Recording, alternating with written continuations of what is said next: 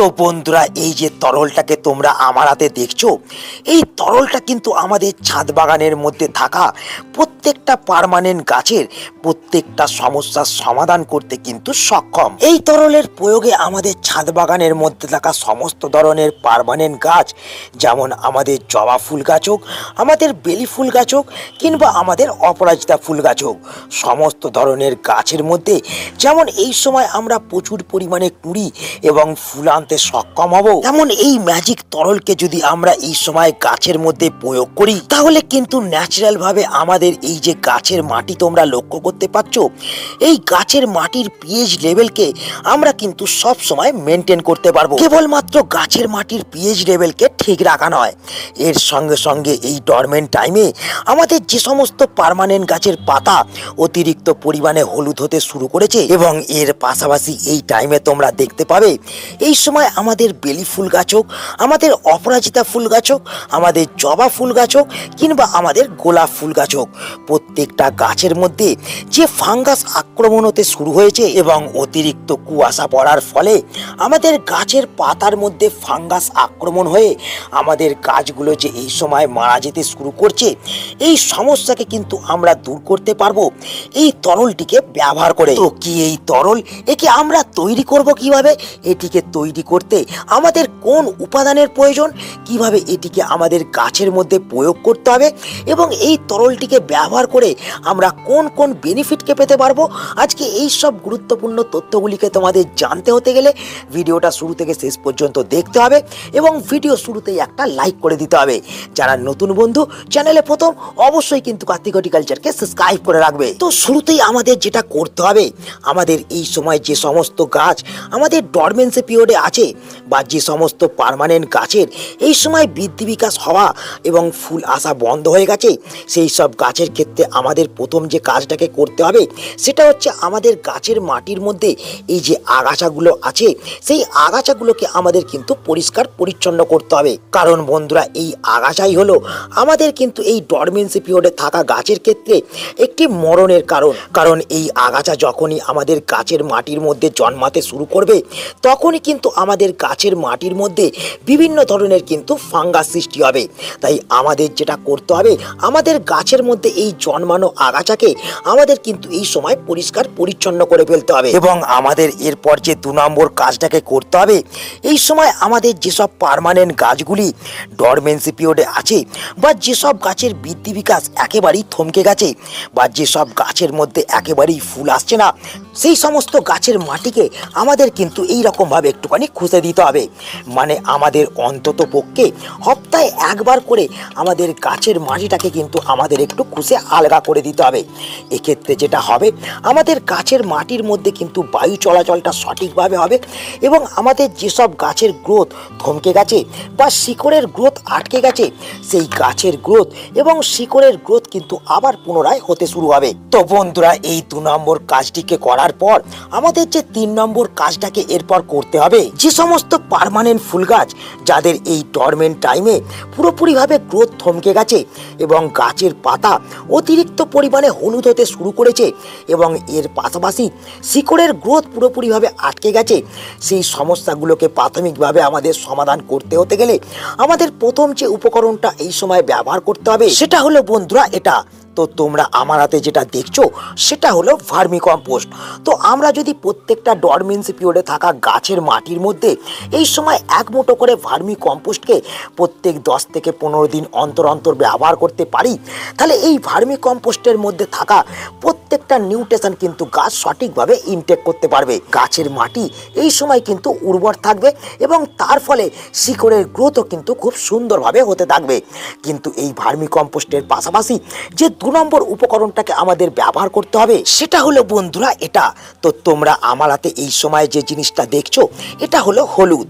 তো এই হলুদকে কিন্তু আমরা রান্নাঘর থেকে এই সময় সংগ্রহ করে নেব এবং তার সঙ্গে সঙ্গে আমাদের ডরমেন্সি পিরিয়ডে থাকা প্রত্যেকটা গাছের টবের মধ্যে আমরা কিন্তু 1/2 চামচ করে প্রয়োগ করে দেবো।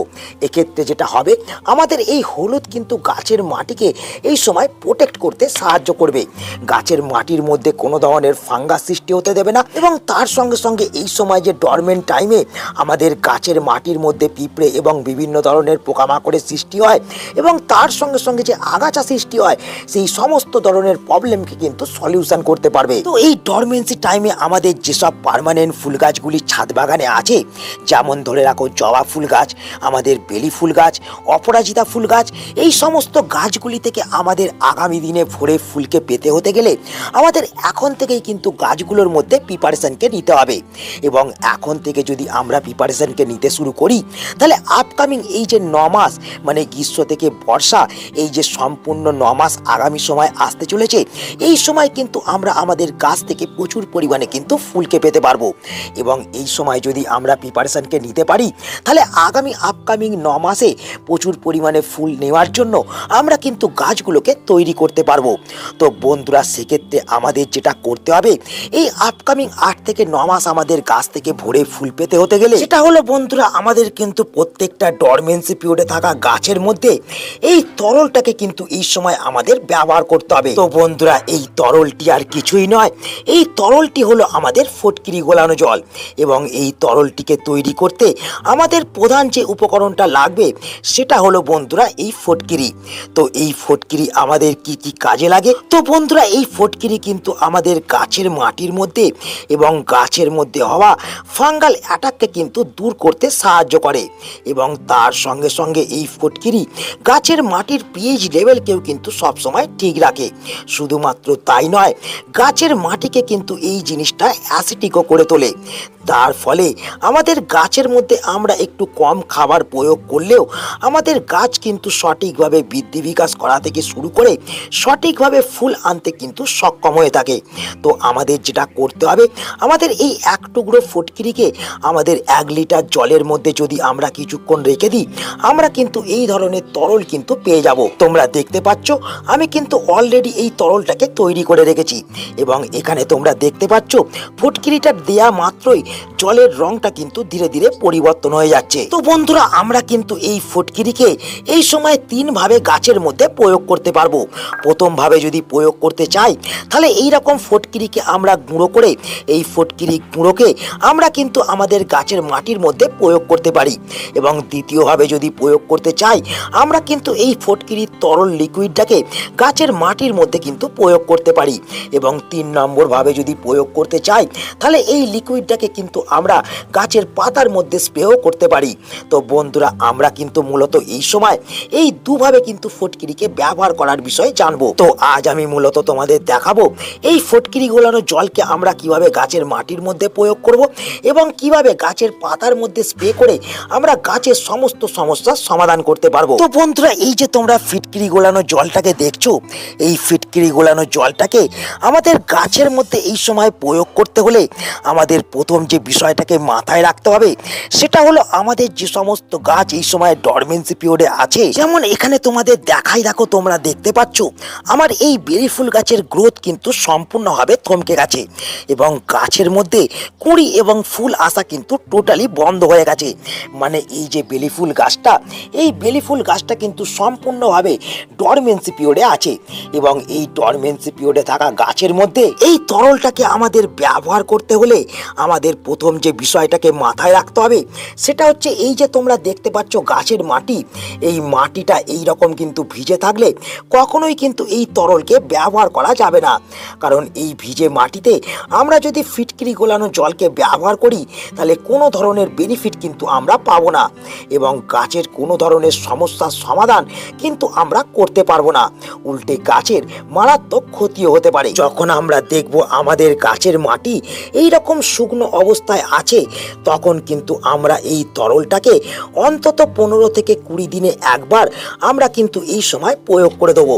এক্ষেত্রে যেটা হবে সেটা হলো বন্ধুরা, আমাদের যে সমস্ত গাছ ডরমেন্সিতে থাকার ফলে পাতা হলুদ করে দিচ্ছে, সেই সমস্ত গাছের পাতা যেমন আবার এরকম পুনরায় সবুজ হয়ে উঠবে, তেমন যেসব গাছ এই সময় আমাদের ফুল প্রদান করা বন্ধ করে দিয়েছে, সেই সব গাছের মধ্যে আবার কিন্তু কুঁড়ি আসতে শুরু করবে এবং তার সঙ্গে সঙ্গে গাছের মধ্যে হওয়া বিভিন্ন ধরনের ফাঙ্গাল অ্যাটাককেও আমাদের কিন্তু বন্ধ করতে সাহায্য করবে। তো বন্ধুরা, এই ডরমেন্ট টাইমে যদি আমাদের গাছের মধ্যে এই রকম প্রচুর পরিমাণে আমাদের ফুলকে আনতে হয়, গাছের গাছের মাটির পিএইচ লেভেলকে যদি এই সময় তোমাদের ঠিকঠাক রাখতে হয় এবং গাছের মধ্যে এই সময় হওয়া বিভিন্ন ধরনের ফাঙ্গাল অ্যাটাককে যদি এই সময় তোমাদের দূর করতে হয়, সেটা হলো তোমরা দেখতে পাচ্ছ এইখানে কিন্তু গোলাপ গাছের মধ্যে আমার ফাঙ্গাল অ্যাটাক হতে অলরেডি কিন্তু শুরু হয়েছে এবং কিছু কেমন গোলাপ গাছের পাতা আমার কিন্তু এই সময় হলুদ হয়ে যাচ্ছে।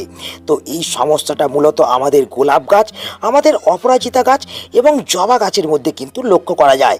তো এই সমস্যাগুলিকে আমাদের এই সময় 3 ধরনের গাছ থেকে সম্পূর্ণভাবে দূর করতে হতে গেলে আমাদের যেটা করতে হবে সেটা হলো বন্ধুরা, এই যে তোমরা লিকুইড তরলটাকে দেখছো আমি তৈরি করে রেখেছি, এটা কিন্তু আমাদের এরকম স্পেয়ার মেশিনের মধ্যে ভরে আমরা প্রত্যেক 10 থেকে 15 দিন অন্তর অন্তর গাছের মধ্যে যদি আমরা এইভাবে স্প্রে করে দিতে পারি, তাহলে কিন্তু আমাদের গাছের পাতা কাণ্ড সব কিন্তু ফাঙ্গাস মুক্ত হবে। এবং তার সঙ্গে সঙ্গে যে এই প্রচুর পরিমাণে কুয়াশা পড়ার ফলে আমাদের গাছের মধ্যে খুব সহজেই ফাঙ্গাল অ্যাটাক হয়ে যাচ্ছে এবং আমাদের গাছগুলি ফাঙ্গাস আক্রমণের ফলে মারা যেতে আরম্ভ করেছে এবং তার সঙ্গে সঙ্গে এই যে গাছের পাতাগুলি এই রকম ধীরে ধীরে হলুদ হয়ে কালো বর্ণের হতে শুরু হচ্ছে, সেই সমস্ত সমস্যার সমাধান কিন্তু এই তরলটা দিয়েই আমরা করতে পারবো। তো বন্ধুরা, আশা করি তোমরা সকলেই বুঝতে পারলে আমরা এই এক টুকরো ফটকিরি দিয়ে আমাদের ছাদ বাগানের মধ্যে কোন কোন বেনিফিটকে পেতে পারবো এবং কিভাবে আমরা এক টুকরো ফটকিরিকে দিয়ে এই তরলটাকে আমরা তৈরি করে গাছের মধ্যে প্রয়োগ করতে পারবো। তো বন্ধুরা, এটাই ছিল আজকের আমার ভিডিও। আশা করি এই ভিডিওটা তোমাদের সকলের ভালো লেগেছে। যদি ভিডিওটা কাজের মনে হয় তাহলে অবশ্যই ভিডিওটাকে একটা লাইক করে দেবে, তোমাদের বন্ধুদের কাছে শেয়ার করে দেবে। যারা নতুন বন্ধু চ্যানেলে প্রথম, অবশ্যই কিন্তু চ্যানেলটাকে সাবস্ক্রাইব করে রাখবে। তো দেখা হচ্ছে আবার একটা নতুন ভিডিওতে। সকলে ভালো থেকো, নমস্কার।